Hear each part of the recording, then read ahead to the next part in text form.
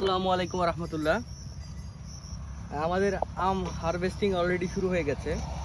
একটু ক্লোজলি যদি আপনাদের আমি দেখাই, দেখেন আমাদের আমগুলোর সাইজগুলো যদি একবার দেখতেন আপনি, যে এগুলো তিনটাই কিন্তু অলরেডি 1 কেজি হয়ে যাবে, তিনটা 1 কেজি হবে। আর আমরা বাছাইকৃত হবে সেরা কোয়ালিটিগুলোই আপনাদের কাছে পৌঁছে দেবো ইনশাল্লাহ।